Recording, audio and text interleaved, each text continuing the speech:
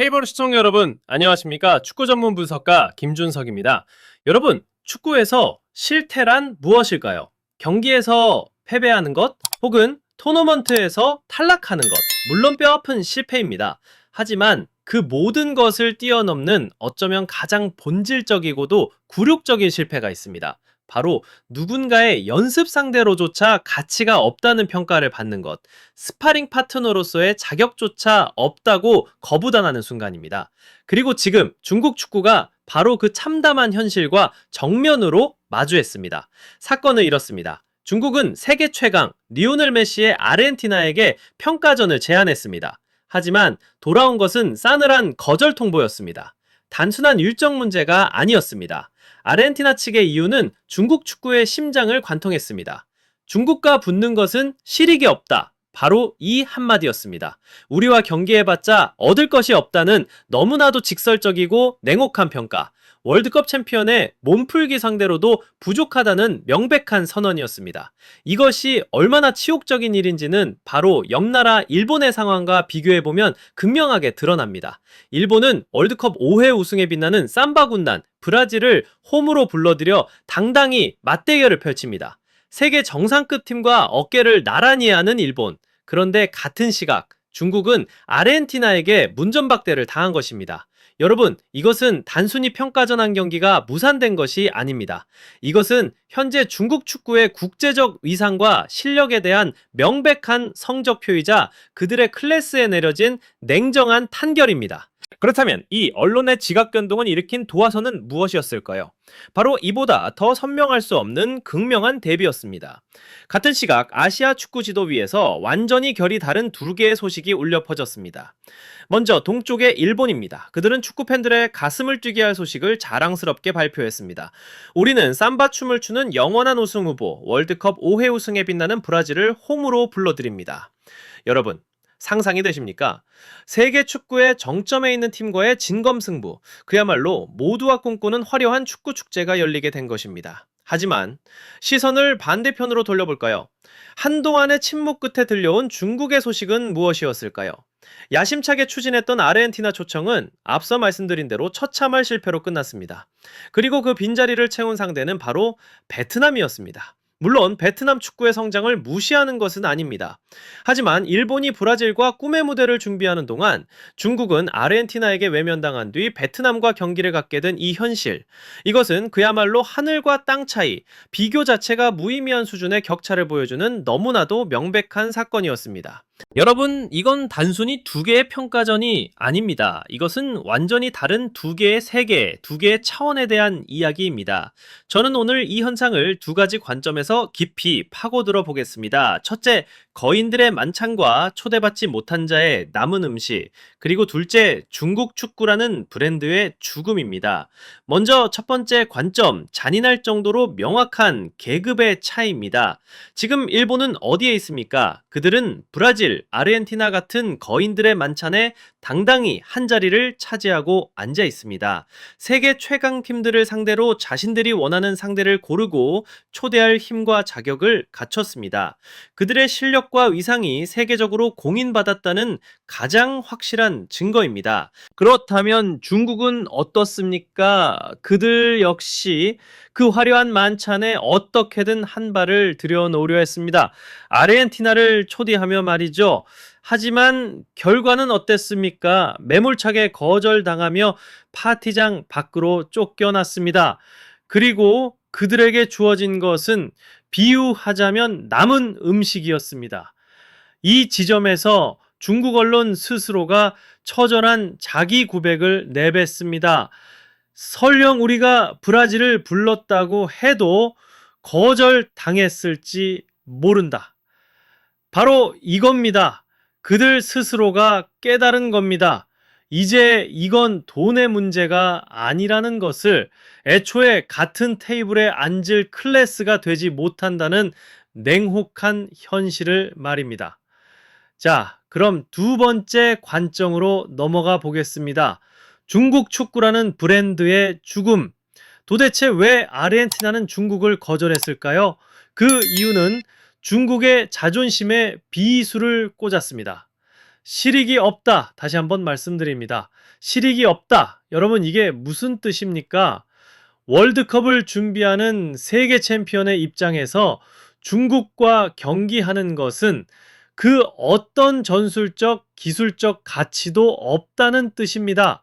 그들에게서 배울 것이 없고 그들을 상대로 시험해 볼 것도 없다는 겁니다. 스포츠에서 약팀은 강팀의 훈련 파트너, 즉 샌드백 역할을 하기도 합니다. 하지만 아르헨티나의 이 거절은 말하고 있습니다. 중국은 이제 충분한 질을 갖춘 샌드백조차 되지 못한다고 말입니다. 너무 쉽게 이길 수 있어서 아무런 도움이 되지 않는다는 그야말로 처참한 평가입니다. 심지어 리오넬 메시라는 세계적인 상업적 아이콘조차 중국행에 부정적인 태도를 보였다는 것은 무엇을 의미할까요?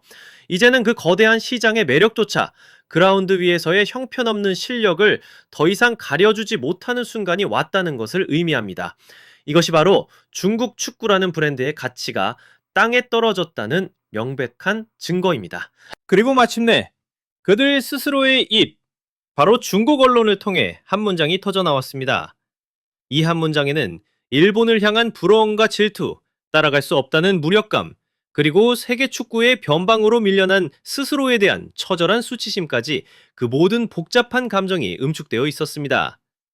저는 이 한 문장이 앞으로 오랫동안 중국 축구의 발목을 잡는 주홍 글씨가 될 것이라 확신합니다. 그 문장은 바로 이것이었습니다. 일본은 브라질과 하는데 우리는 베트남과 붙는다. 바로 이겁니다. 이것이야말로 중국 축구가 더 이상 외면할 수 없는 거울을 정면으로 마주하게 된 진실의 순간입니다. 스스로를 더는 속일 수 없게 된 순간, 우리가 얼마나 뒤처졌는지, 우리의 현재 위치가 얼마나 초라한지를 뼈저리게 인정할 수밖에 없는 순간, 모든 변명과 핑계가 무너져 내리는 바로 그 순간이 이 한마디의 적나라한 비교를 통해 찾아온 것입니다. 그 충격적인 진실을 마주한 이후 그들의 감정은 단순히 일본을 향한 질투에만 머무르지 않았습니다. 그것은 한 단계 더 나아가 더 깊고 어두운 감정, 바로 체념으로 변했습니다. 모든 것을 포기하고 받아들이는 것, 무엇을 받아들이게 된 걸까요? 첫째, 더 이상 일본과 같은 레벨이 아니라는 사실을 받아들였습니다.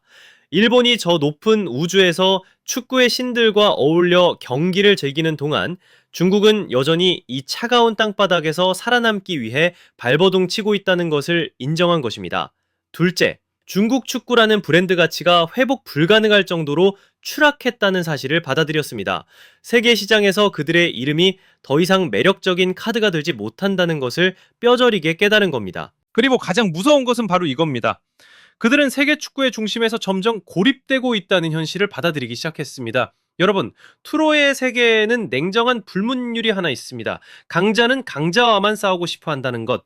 당신이 약하다면 강팀과 부딪히며 경험을 쌓고 배울 수 있는 기회는 점점 더 사라지게 됩니다. 강팀과 싸워보지 못한 약팀은 계속 약팀으로 남게 되고, 약팀이기에 또다시 강팀에게 외면당하는 퇴보의 악순환.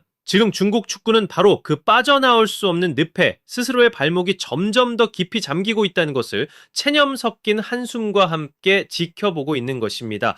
결국 중국 언론이 내뱉을 수밖에 없었던 그 한탄, 그 한숨은 단순히 놓쳐버린 평가전 한 경기에 대한 아쉬움이 아니었습니다. 절대 아닙니다. 그것은 중국 축구라는 거대한 시스템 전체를 향한 절망의 탄식이었습니다. 축구 외교 무대에서도 실패했고 중국 축구라는 브랜드를 구축하는 데에도 실패했으며, 그리고 가장 중요하게는 상대로부터 존중을 얻어낼 수 있는 최소한의 실력을 키우는 데에도 처참히 실패한 축구. 그 총체적 실패의 결과물이 바로 지금의 현실인 것입니다. 그들은 이제 그저 멀리서 화려하게 펼쳐지는 다른 이들의 축제를 바라보며 속으로 되뇌일 수밖에 없습니다. 우리는 도대체 언제쯤 저 파티에 초대받을 수 있을까? 라고 말입니다.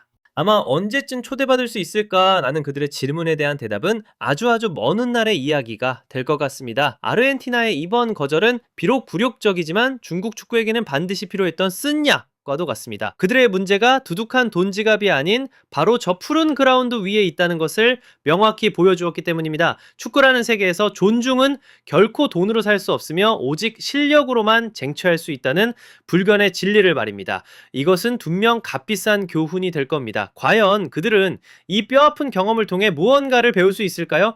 그 답은 오직 시간만이 알고 있을 것입니다. 시청자 여러분의 생각은 어떠십니까? 이번 사건이 중국 축구의 야망에 찍는 마침표가 될까요? 아니면 잿더미 속에서 피어나는 새로운 시작이 될까요? 여러분의 날카로운 분석을 지금 바로 댓글로 남겨주십시오. 여러분의 의견 역시 이 거대한 축구라는 게임의 일부입니다. 저희 K볼 채널의 전문적인 분석을 놓치고 싶지 않으시다면 좋아요와 공유 그리고 구독 버튼 누르는 것 잊지 마십시오. 지금까지 김준석이었습니다. 다음 영상에서 다시 뵙겠습니다.